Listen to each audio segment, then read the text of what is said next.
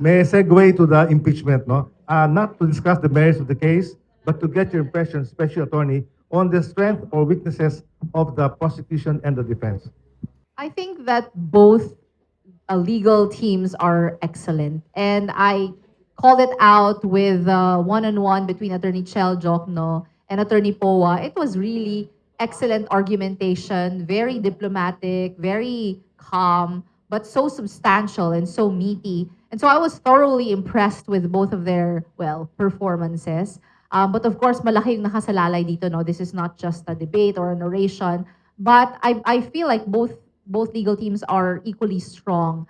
I just see that the defense team is really going after the technicalities, the procedure, and it's a very smart strategy. So for now, I went with Attorney Chel Jokno just because he presented more jurisprudence and he was really able to argue and rebut everything that Attorney Poa said. That was for the, for last week. But for now, I think they're both great. And I commend the parang legal prowess ng both parties. Yeah. No comment. No, ako, I'm sorry, I have my personal biases. Anyone who has anything to do with Trillanes, I will not support. But if we're just talking about the lawyers, they're very good. Pero pag pinasok natin yung element ng mga congressman na who praised Martin Romualdez during the campaign, na binigyan sila ng bilyon-bilyon, milyon-milyon pagdating sa mga soft projects, yung mga AIX, TUPAD, what are the others? MAIP, yung mga yon.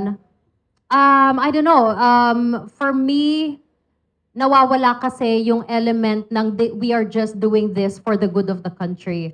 So kapag tinanggal natin yung politika, or sige, tanggalin natin yung mga politiko doon sa takbo ng impeachment ngayon, the lawyers both for the prosecution and the defense, they're very good. They're very good. And I think, of course, lahat tayo may biases, no? Some would say, bakit ganyan ang defense, di ba? Parang lahat na lang kino-question. And then you have yung prosecution naman, we have our own observations or personal biases about how they conduct things.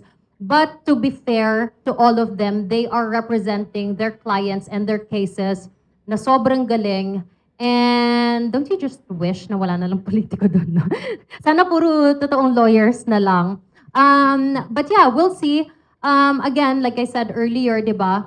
We have to be very discerning kung kanino nang gagaling yung narrative. Kasi katulad nung I actually shared this sa social media, no? Kasi one of my obsessions really is going through like statements of people, ano yung mga sinabi, and reading between the lines, ganyan, obsession ko talaga yan. And remember, si Las Cañas, ang Senado, under si Ping Lacson, yung committee ni Ping Lacson mismo, ang nagsabi na hindi credible ang witness na ito. And then just today, I think yung sa affidavit na binasa nila yesterday of Las Cañas, may sinabi siya doon, very particularly sinabi niya that there's like a gas station in front, was it Caltex, no? There's a Caltex daw in front of a mall in Davao City. There's no such thing. Sabi ng mga taga Davao, never nagkaroon ng Caltex sa tapat, di ba? So, little things like that, if you are trying to remember them from memory, you should not be getting those things wrong. So, sige, it's one thing na binasa nila, may statement siya, but tayo mismo dapat naghahalongkat din tayo kung ano ang totoo dun sa mga detalye na yon. I think yung kay Ramil Madriaga, he mentioned like a mall in Lubao. I'm from Lubao. We don't have a mall in Lubao. So things like that, no? Yung mga little details like that, as mga consumers of information, we are responsible for the information that we make part of our truth. So it is our responsibility as consumers of information to make sure that the information that we retain as truth or we judge as truth, may basis talaga. Kasi otherwise, yung perception mo, mababago talaga eh. Kung tatanggapin mo as is, yung lahat ng mga statements and you don't ask yourself, wait lang, ano ang detalye dito na totoo or hindi totoo? And for me, ang trick sa akin, yung mga specific details na sinasabi nila, check them. Check with the locals, check with the people who are in the know. Kasi malamang sa malamang, dyan natin makikita kung totoo yung sinabi nila or hindi. So credibility, ha? Okay.